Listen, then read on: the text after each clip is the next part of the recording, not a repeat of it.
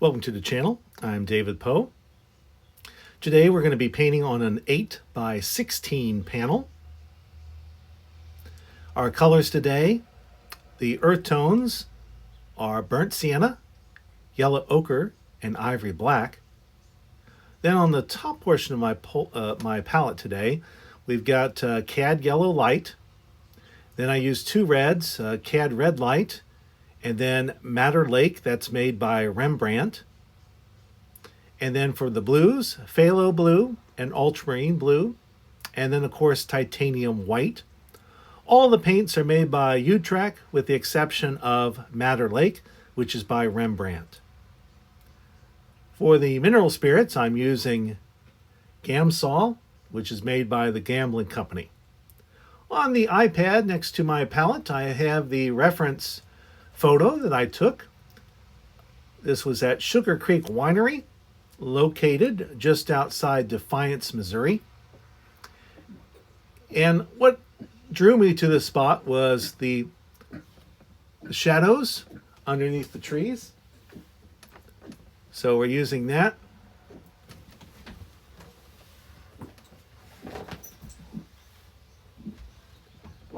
Let's start with the horizontal line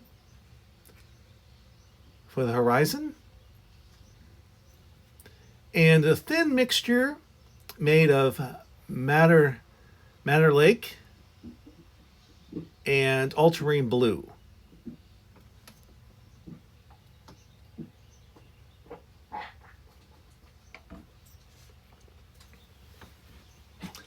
We're going to work on coloring in the masses. So there's a mass of trees over here. So we're going to put that in very thinly. So this is a lot of Gamsol mixed in with our red and blue to create a nice purple. Right now we're just going to concentrate on the drawing. There's also a line of trees in the back. Oh, come on. Sorry, the dog got sick next to me. I'm doing a voiceover, but anyhow. All right. So we're just getting the big masses in. Where are the shadows? Where are the big shapes? The focus is going to be on the right-hand side of the panel today with those large trees extending all the way to the top of the canvas. But there is also a row of trees here in the distance, and so that's what I'm working on right there. As far as brushes, I only use flat brushes. Usually sizes 2, 4, 6, and 8 are sufficient for the panels that I use for outdoor plein air painting. And then I often just use the same setup as you can see today in my home. This is the Art Box and Panel Company's easel. It's called the Coulter easel. It consists of a slick, U8000, I think, aluminum tripod. And then, of course, it's got the box that fits over the tripod. And then, of course, the apparatus that attaches to the top of the tripod to hold the panel. And I like it because it's basically a French easel without the weight. It provides a nice, sturdy table for you. As you can see, I've got my mineral spirits sitting on it. I've got all my colors on the palette already. You don't necessarily have to travel with all the tubes of paint. You could just put those paint blobs down while you're still at the car, and then that way you don't have to necessarily, if you make sure you got enough on the palette, you don't even have to take the tubes of paint with you. I use shop towels. I find that shop towels are great. They leave very little lint on your panels, and they can you can use a lot. It'll clean up a lot of things for you. Much more so, I think, than the Bounty or Viva or any other kind of paper towel you might use, where lint is a problem with some of those and one other thing. So just pay a little bit extra for the shop towels, and I think you'll enjoy the experience much better. Now here, I've got the basic drawing in. And of course, it's not much. It's just the big shapes, right? Tree shapes, shadow shapes. And now what I'm doing is working on my tonal values. And this might be a good place before I begin that. If you like the content of these instructional tutorials, please subscribe to the channel. That way you'll be notified as soon as I release a new video. Really helps me, supports the channel, supports me as an artist. I really appreciate it. We're over 1,000 subscribers. Now we're working towards 4,000 watch hours. I had that all done, and then I didn't have the subscribers, and oh my goodness. It has been an experience trying to figure out how best to accomplish the goals that YouTube sets for you in order for you to make a few cents on the thousands of hours that people watch these videos. If that, I don't know. I think I've invested more money in trying to come up with this than it's probably worth. But it's been a motivational aspect for my painting. I like painting, and so I also like doing these videos as a way to see my progress more than anything else. And hopefully there's a few folks out there that enjoy learning from me. Sometimes it's easier to learn from someone who's not quite as skilled as some of those other professionals that you'll see on the YouTube channel. I acknowledge that at this point in my career, but I am getting better, I think. And as I go back and watch some of the oldest videos, I can see that. All right, so we're working on values today. So the same purple mixture, ultramarine blue with the Madder Lake from Rembrandt. And I'm taking the paper towel to now take off and remove some of the paint. And because it's so wet of a mixture, because there's a lot of Gamsol mixed in with those pigments, it's pretty easy to do. And if no one's told you this before, of course, the lightest tonal values are going to be in the sky, usually. Like everything is usually. There can be exceptions, but the sky is usually the lightest. And then the second lightest is going to be your ground plane, because after all, it is reflecting the sky predominantly. And then the next is going to be anything that is going vertical is going to be darker than the sky or the land. Now, water is an unusual case. It just depends. Water can sometimes be your third darkest. Sometimes it is lighter than the landmass. So I don't want to necessarily suggest that water always falls into a particular category, because water is a variable that needs to be analyzed on the scene more so than the others. So it still helps though to realize that sky usually the lightest, land second lightest because it's reflecting the sky, and then anything that sits on the vertical plane. Could be a building, could be trees, other masses that are aligned vertical. And notice that the strokes that you first lay down for verticals should be up and down, indicating that strength. And of course, I've reduced the use of the Gamsol now and putting in a little bit stronger paint layer on the canvas. Not real thick, but less Gamsol. And then I'm just concentrating. I'm not really attempting to make this into trees or anything yet. I'm just trying to get some paint down to indicate the drawing better and to make sure that my tonal values are correct. And once this is in, it becomes much easier then to judge the tonal values and to put down the final paint colors.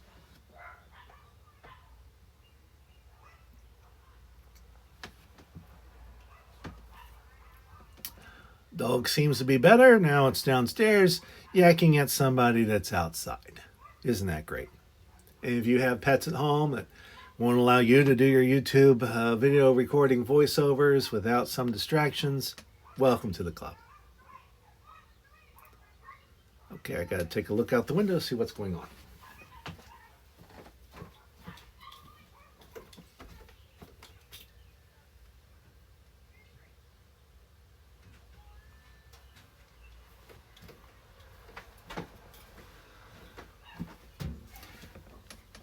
right there in the yard. There's some other dog outside. This is wonderful. Okay, so we're back to painting, and as I continue on, getting that darker mixture and continuing on the right hand side of the painting, I'm now putting in a few of the tree trunks with my liner brush. This is an Aspen brush. This is the one distinct from the other brushes that I use. I use mainly flats, 2, 4, 6, and 8, and I also use a number 2 liner. This is a synthetic brush, and it is made by Princeton. It's part of their Aspen line, and I really love the lines you can get from it. And being synthetic, it's not going to wear out as quick, and so it's a wonderful brush to have for this. And in addition, I do use a diamond-shaped palette knife, sometimes to put some colors on the palette, usually in the last finishing touches. Mostly I'm mixing the colors in my palette with the palette knife, not necessarily painting with it. And I've tried everything, by the way, in terms of brushes, from Rosemary Company to Princeton to Utrecht to Winsor Newton. So there's probably not a brand that I haven't tried. Even some of the cheaper ones that you get from some of the big name stores, and every one of those brushes has some kind of value to it. Cheaper brushes, of course, last less long. You get what you pay for. But sometimes you want something that looks a little gnarly, you know what I mean? Let the brush kind of get out of whack, and it can create some powerful shapes that you would never get from a brush that has been well kept and has a sharp edge to it. I predominantly use Utrecht brushes at the moment, hog bristle brushes. So they're not terribly expensive. I do wear them down. I did try some Rosemary Company brushes. They're great. They're a little bit pricier, and I find with some lines at least, they wear down just as quick, and so take that for what it's worth. I always hate waiting for it to arrive from England. That's the only drawback I have, is the shipping. But of course, that's easily remedied if you just remember to order things when you're about out. That always helps. For some reason, I tend to wait to the last minute and then expect the brush fairy to show up and deliver them at a moment's notice when my heart beckons for a particular brush. All right, so here we go. We're putting in some color finally over the big shapes. This is a mixture of phthalo blue and titanium white. And don't stress about the colors you're first putting down, because in my experience at least, you never really know if you've nailed the color until you get all the other colors alongside of it on the canvas. So you try to get close, and then you can refine the color after you've done that. For example, I think later on in this video, I'm going to go back in and I'm going to lighten up the blue strokes that are closest to the horizontal line, the horizon line. It's a little too dark there.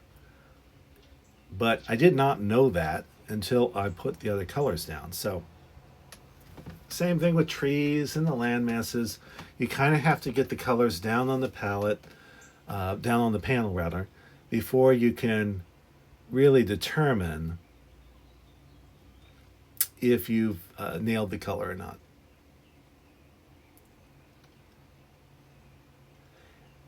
Because it's the sky, I don't want a lot of texture, so this is going to have a little bit more Gamsol in it. Now, I'm not using medium today, but if this was a colder day, I might put some Gamsol gel dryer into it, and that would speed up the dry time a little bit, especially because titanium white tends to be the slowest drying color. Put it in your mixtures, and it seems like it just takes a longer time to dry than your other colors. Now you might be asking, why am I leaving that line there? Well, I do that intentionally because I want to use a dry brush technique. I'm going to clean this brush off with my GAM saw and my paper towel here. Maybe just the paper towel will be sufficient. And then I am going to mix the two together using that white space as a kind of blending area. And see, I'm just kind of quickly going back and forth. I'm trying not to think too hard about this so that I blend those two colors together in that area so that it seems more natural. I don't want you to look at the sky and say, hey, somebody painted a blue flag. Look at the different lines. I'm also painting a different color at the top. I might not have mentioned that. That's ultramarine blue and some titanium white. And so you will see that that looks a little different, a little warmer than the blue below. And that's intentional because go out, stand, look at the sky. Sky that's closest to you, which is farther up, is more of an ultramarine color. The farther away, the less red it is. And ultramarine blue goes towards the red side. It has a little bit of red in it. Phthalo blue tends to be towards the green side. So it is not as warm as ultramarine blue is. And hence, phthalo blue is useful for pushing back the color, making that horizon line look like it's farther away from us and the top of the sky closer towards us. This also happens like if we were to, today we're not going to put any clouds in, but clouds that are near the top of the canvas need to be larger than the clouds that are close to the horizon line. Same principle, right? We want those clouds near the horizon line need to be smaller to indicate depth and perspective in our paintings.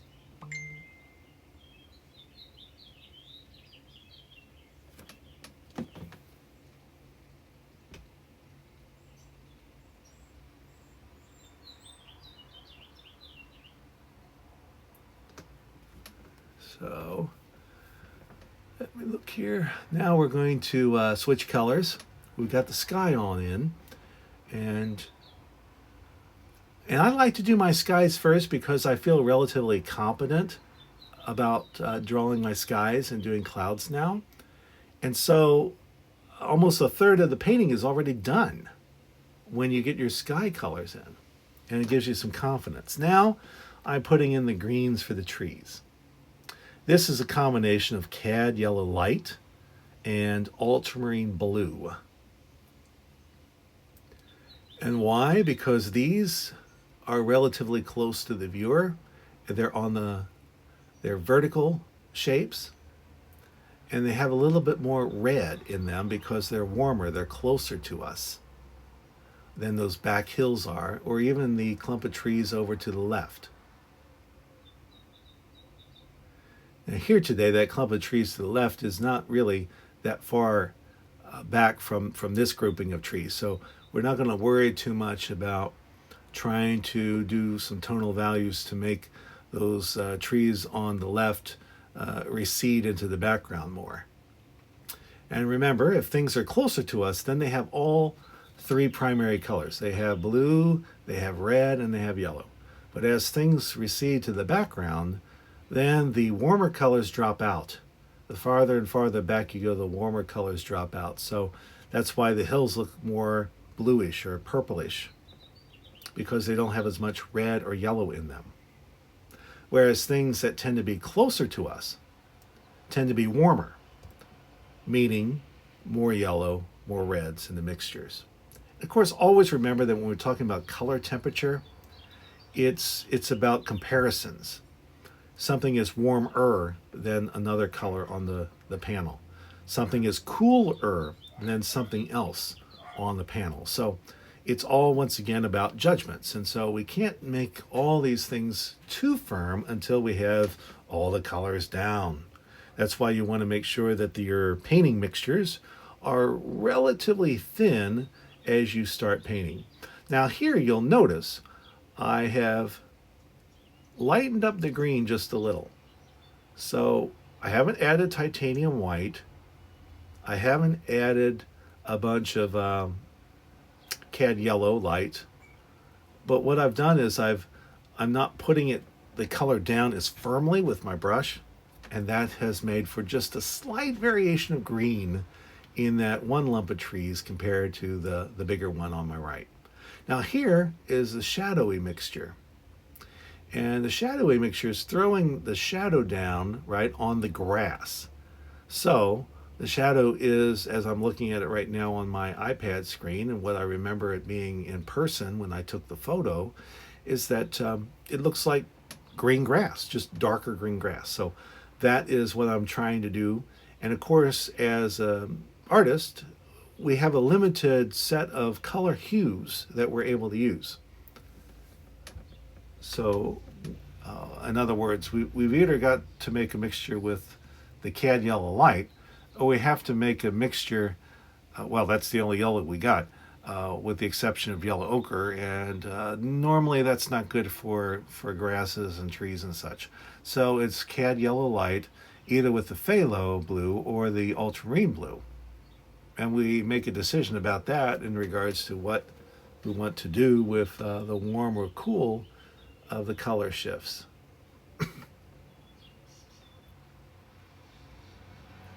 Now I've added titanium white to that same mixture, the same pool of color, so that way I don't have to clean off the palette and start a whole new thing. And it's just a little bit of titanium white will do you in this case, because notice that's obviously a different green. And because of the titanium white, it sets it back because it's no longer as warm. Titanium white is a cool color, right? White's a cool color.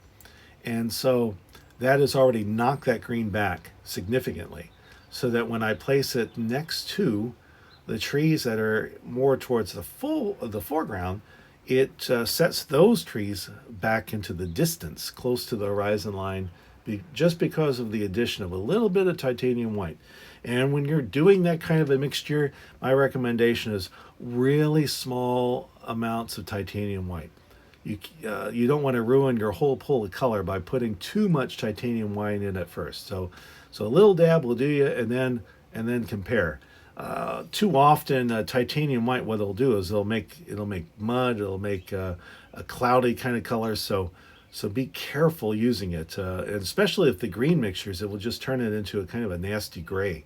So you don't want a bunch of titanium white in there, just a little bit.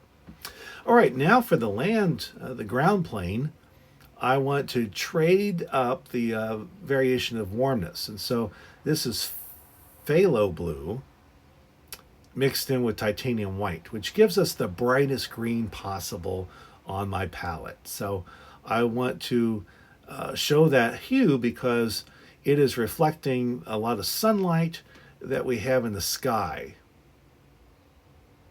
and also play it off against the much warmer shadows that are coming off of the trees there in the foreground.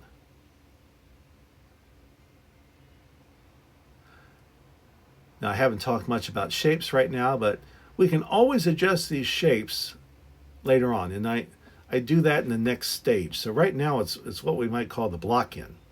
We're just trying to get to an average color for each of our big values, big shapes. So we started with the sky, moved in with the verticals, which are the trees, the greens, the darkest areas, and even the further back trees. And now we're doing the land masses, which are horizontals. Now here you notice a temperature variation. I did that by simply adding a little bit more of the phthalo blue to make it look a little bit more saturated, closer to the viewer in this foreground. And you kind of get that sense from the photo, but more so I got it from the experience of actually being on the scene when I took the photo. I also did another painting that day in plein air during the Augusta Plein Air Festival. By the way, that's a wonderful festival. It's usually held mid-part of April or near the end of April. It's a great event, primarily because it is one of the fewer events that it's not just by invitation only. So any level artist is welcome to attend and participate. So if you're a beginner and you want to get some experience with a kind of a competition, then this plein air event would be perfect for you. Or if you're not in the competition at all, there are plenty of opportunities to just paint. You can submit your work, but you don't necessarily have to worry about getting judged and all of that. And so we got beginners all the way up to professional. It usually has a purchase prize each day. There are 2 paintings, one in the morning, one in the afternoon. There are 2 prizes given usually. That's how it's been for the last couple of years. A sponsor prize, which is whoever is ponying up the money. Usually it's about $500 to $750 to purchase the plein air painting of the day. Oftentimes this will be at a winery or another location with some scenic views. And then a judges award. They have judges come out with some professional background and knowledge who judge the remaining paintings and give a small prize and ribbon out to the painting that stood out to the judge. And I think $100 prize for those. And the last 2 years, I think, they've also included honorable mentions. You don't get a ribbon or anything, but it's very nice that if you are more of a beginner or intermediate painter, that they usually select 3 paintings and talk about the strengths. And those are considered the honorable mentions. And of course, they try to vary it up. If you win one of the daily prizes, then you're not eligible to win it again. So that way, more voices are heard, more people are recognized. And then the festival concludes then with the categories, first, second, and third, and 1 honorable mention for acrylic, for oil, for watercolor, and pastel. So there's 4 categories of prizes. So if you've never done that, I would strongly encourage you to consider attending the next year's event, or one that's in your geographical location, maybe a smaller event, certainly one that is open to amateurs. Now I have lightened the mixture, so I'm putting some of the shading of the tree masses in. I essentially have all of the other areas mapped in. Of course, keep in mind that sometimes, and this is why we paint, correct? Video and film don't quite accurately display color. So even as I'm looking and doing this voiceover, I am noticing that the painting looks a little bit different than it does in this video in terms of the colors.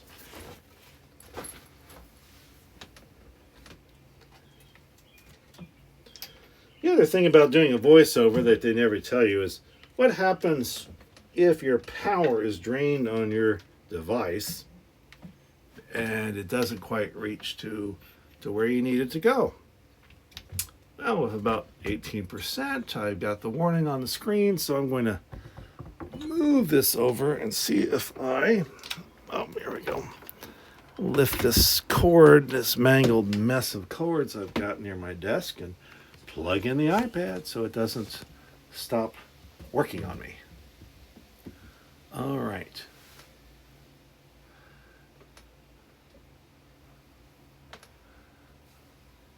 And so I'm making sure that these 2 colors are the same tonal value. They're just shifting hue. So it's still the same strength, but if you squint, it looks like the same mass is still there. But there's definitely some color shifts going on now. And I'm working on the edges. I kind of masked it out or blocked it out. And now we're looking at creating a few details to tell the story effectively. So right now we got a lot of hard lines. So I'm gonna work on making sure that those hard lines disappear, refine some of these shapes, and add a few details, highlights.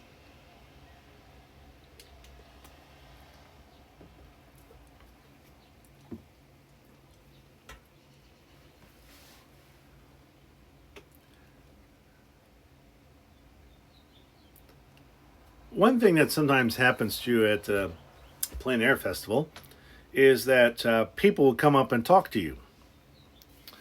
I find it amazing that almost everyone that comes up and talks to you will tell you about someone they know who paints. My mom painted. I used to paint. I got a brother who painted. Some people even tell you, I'm a really good painter, but I just haven't painted recently. Someone to flip out their phone and show you samples. This is what Mom painted back in 1979. All good stuff, but keep in mind, if you're watching this channel, you are probably actually someone who does paint and doesn't just talk about painting. Yep, another accident here in the big metropolis of Washington, Missouri. I live near the hospital, so of course we get the sirens.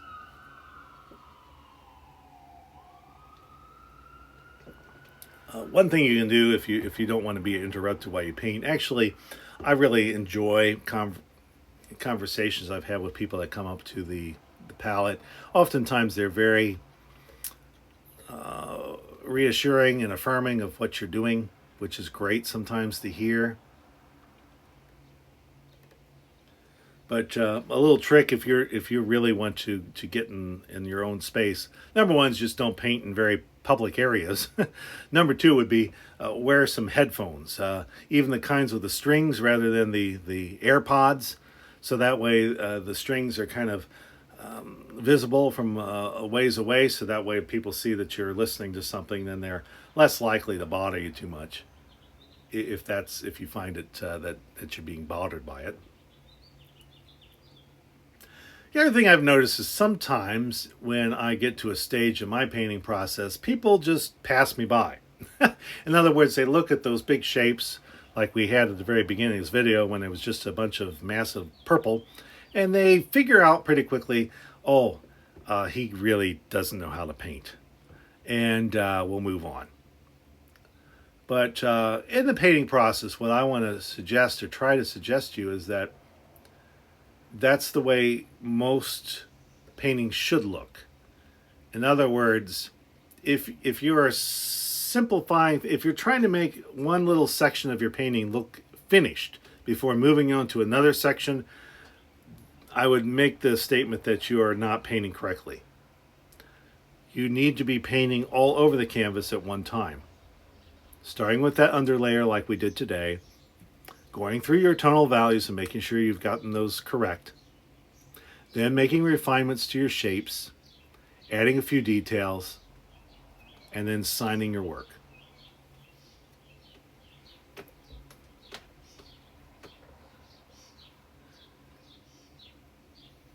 And only then can you really step back and start making some judgments about how well you did. And there's always going to be reasons why your artwork stands out or it doesn't. I find that when I'm looser with my brushstrokes, when I'm not thinking quite as hard or shifting the color values too much, it ends up with a better painting. For example, when I first started out, I was seeing all different kinds of greens in the trees. And so invariably I would try to put in all those details, the branches, the leaves, and by the time I was done constructing the tree, it looked like an absolute mess, just a big glob. And taking steps back, it didn't help any. It becomes much easier when you realize, okay, after the underpainting, I'm only really going to put down two tones or two different hues of green. A darker value and a lighter value for the highlights. I'll leave it alone. Then maybe at the very final conclusion of the painting, you might put a couple of highlights. But normally there's not that much light, not that much difference in some of the colors in your trees, for example, or bushes, or even fields. And then remember that what you really want to play off of are contrast. How do we get the contrast? You get the contrast from playing off warms against cools. And much of that just takes practice. Obviously, like I said, to make your cool greens, you want phthalo blue and cad yellow light, because phthalo blue tends towards the green side, so there's less red in it, so it's not as warm. If you want a warmer green, you want to use ultramarine blue and cad yellow light for your mixtures, because there's some red in that ultramarine blue, and it shifts it in that direction. And so then, as you see on that ground plane, I've been playing just the two, this is just phthalo green, but now eventually you see that big spot, the darker spot, which is going to be the shadows. I'm actually putting in ultramarine blue and cad yellow green for that area, playing the cools against the warms.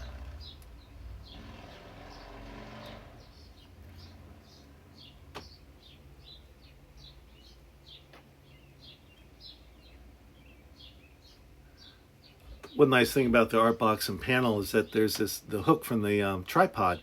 You can just stick your paper towels over it, so you don't need a separate place to put those.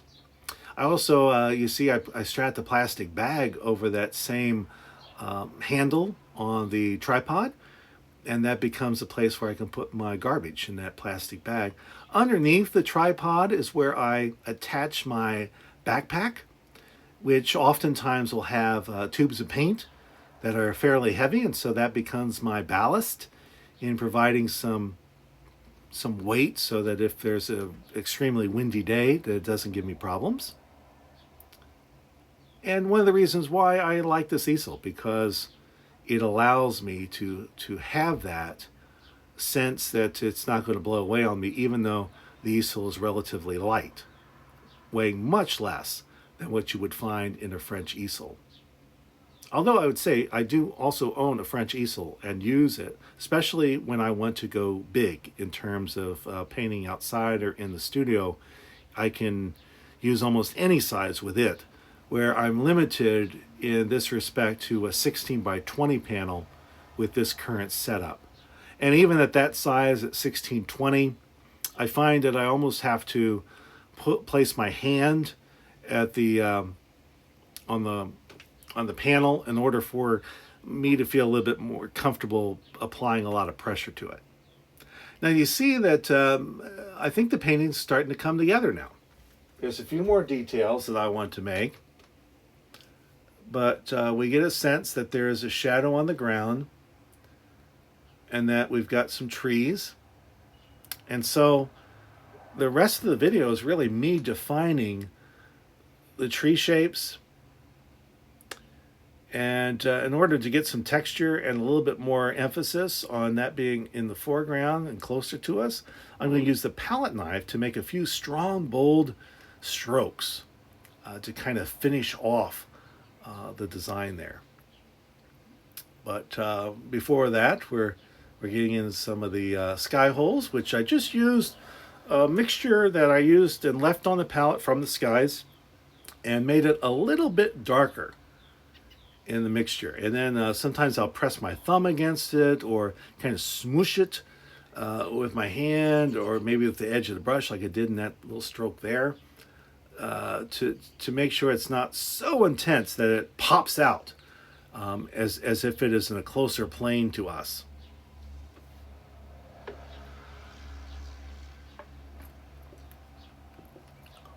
Now I'm just taking a dry brush and going over the spots where, you know how there might be a leaf or two that's really kind of not connected to anything, or at least you can't see the twigs, but you can see a few remnants of leaves sticking above the other large mass of the tree. We don't want a lot of hard edges. There's not a lot of hard edges in nature, so we want to make sure that the edge of our trees seems light and a little bit more fluffy, shall we say. Fluffy trees, fluffy clouds, fluffy tree leaves at the end of the trees. One way to remember it, right?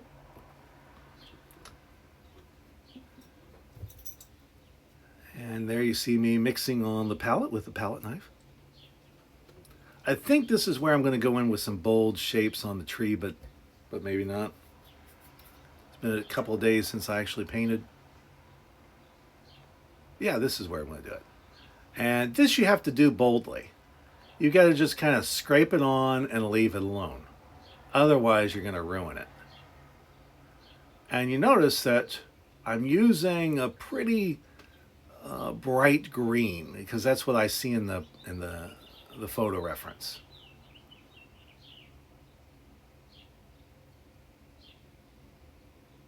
So in essence, what I'm suggesting was happening on that day is that the shadows are warmer than the trees that are making the shadow. Does that make sense?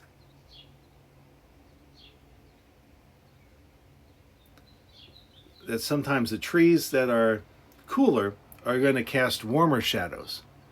Warmer trees are going to cast cooler shadows. I think I'm correct on that. If I'm wrong, make a mention in the comments. Once in a while, I'll think I know something, and then I kind of lose it. But I think that's correct. It's sticking in my head right now because I've done it so many times.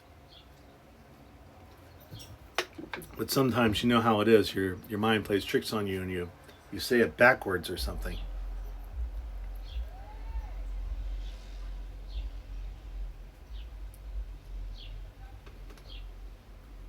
Let me know if you like this view better. You get to see a little bit of the iPad with the reference photo during the entire time I've been painting now, as well as the palette, although you cannot see every single mixture, but I don't know that you need to do that. I've been telling you what those mixtures are as we've gone through the video, and you can kind of see me whipping them up on the palette. But I don't know, other than you painting yourself, I don't know how on earth you would ever be able to use a painting video to paint exactly the same painting, right? And even if you did, you wouldn't want a picture by David Poe. You'd want your own picture. And you are going to make judgments about how much of each paint you're going to mix in order to produce certain hues, which is hue is the color of the paint. And of course, we all have different styles, different subject matter that draws our attention to things. And that's as it should be. I don't want to turn out people that paint exactly like me. I want you to be more of who you are, who God has intended you as an artist. Now here I'm coming, this mixture, by the way, is Madder Lake, and it's also mixed in with ultramarine blue, which gives us a very dark purple. So I'm not using Ivy Black for this. In fact, there are some times in which I wonder why I still have Ivy Black on the palette, but I do. Anyway, so I'm using this very dark purple with the number 2 liner brush. This is the Princeton Aspen line, and I'm getting a lot of paint on there as well as some Gamsol, so that way it will lift off of my brush a little bit easier. Because I really don't want to make a big glob of paint here and a lot of texture. What I want is a kind of creamy mix that is easy to lay down with that brush over top of the other colors. And then you see there are spots where I leave a little hiddenness behind those leaves, so that way you're not going to see the entire branch, right? It's very rare that you see an entire branch. If you do, then the tree's probably dying, at least on one side of it. It's kind of like the Leonardo da Vinci painting of Jesus and the disciples. I'm always wondering, why are they all sitting on the same side of the table? So we don't want our branches and our trunks of trees to have the same effect, as if all of the growth is happening on the other side of the tree. We want to make sure that there are parts of the tree that are invisible to the eye.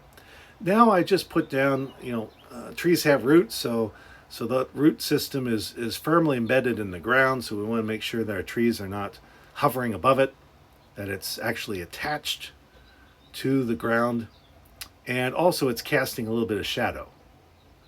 Now the shadow in the foreground is actually being cast by perhaps trees behind me as I'm painting, right? So I'm getting this kind of shadow over top of me from trees that are not visible.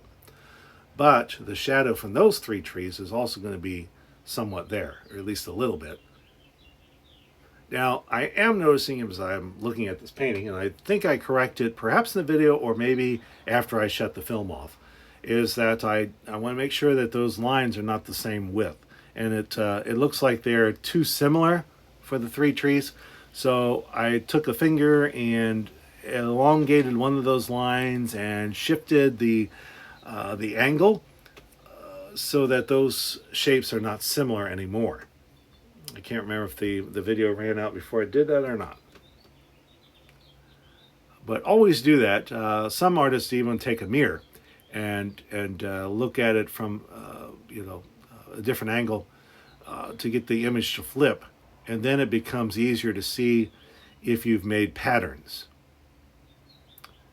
Here I'm trying to make sure that those darker colors in the foreground are looking like shadows instead of something else. And so that's what I'm doing with that bold green that I just put down. And I'm going to do some of that up front here with a little bit different tone of green, which I think this worked much better, much more effective than my first effort. And once showing you the principle that you can always go in over top as long as your darks are light. I'm putting more paint on the brush as I'm doing this and then sticking it on. I think for this I'm also using another Princeton Aspen. This is a round, a number 2, to give it a little bit different shape, like Dabbled Light. So instead of making the Dabbled Light with the purple color, I'm making it with the tree color, with the leaf color. So I'm leaving that purple underneath of it and then coming in over top with flashes of where that grass is showing through at a different color saturation rate than the shadow. Hope that makes sense. By the way, if you've reached this time of the video, I certainly hope that you will subscribe, give a thumbs up. If you got a comment, a question, just want to hang out, use the comments below. I usually try to answer those fairly quickly when I see those. Of course, those of you that are wanting to be stupid and make stupid comments, I do reserve the right to remove those comments or you from the channel.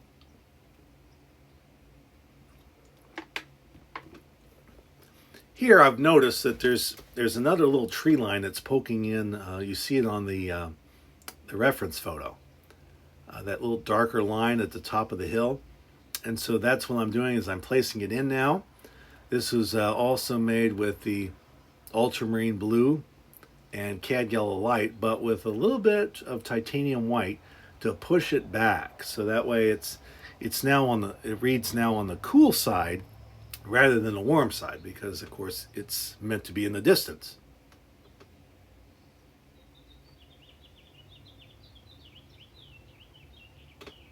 And notice something, you can see my wonderful reflection in the TV right next to the iPad pad.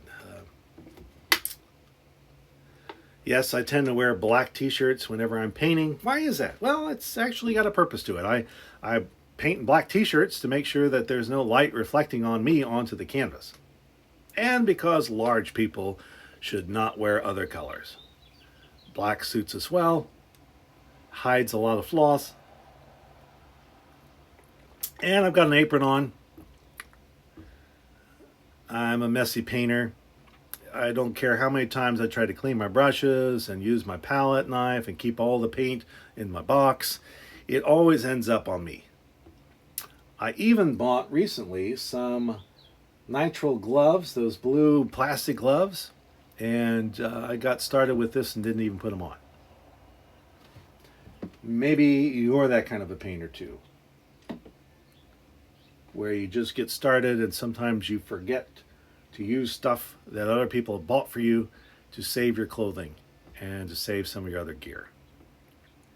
Hey, I've gotten much better about this. When I first started out, I painted in acrylics and I was doing non-representational art, which is kind of, I thought would be easy. It's actually very difficult.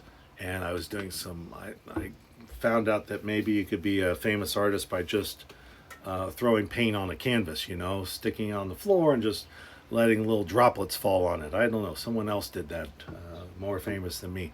Or doing other techniques to get marks on the canvas. And as luck would have it, did you know that oftentimes when you do experiments like that, you end up with paint all over concrete floors, over walls, and other objects that happen to be in the vicinity of where you're painting? Yes, I think that my wife was pretty upset with me after I did those experiments. So now I have cleaned up my act. As you can tell, I'm not flinging paint anywhere, intentionally at least. And I always clean my brushes afterwards. How do you clean your brushes? Hey, clean your brushes in the Gamsol first. And then I would suggest a light dish soap like Dawn or something. And you can wash to your heart's content your hog bristle brushes or your synthetics and that. Make sure you shape them after you're done washing them. And don't get too much water or oil up the ferrule of the brush where the bristles attach to the brush. There's usually that metal piece. You don't want to get a bunch of stuff in the metal piece because what that does is it expands, and then your brushes don't have the same shape as they once did, and then you have to begin replacing them. There you see is a handy little PCV pipe that Art Box and Panel Company makes that can attach to just a little screw on the side of this box easel, and then your brushes can hang in. I think it's a $20 addition to the panel, but well worth it, I think, for transporting your palette knife and your small set of brushes. You can't take 30 brushes in there, but you can take quite a few. And then I signed it using a rubber tip tool to just put my name in it. Thanks for watching. Have a great day.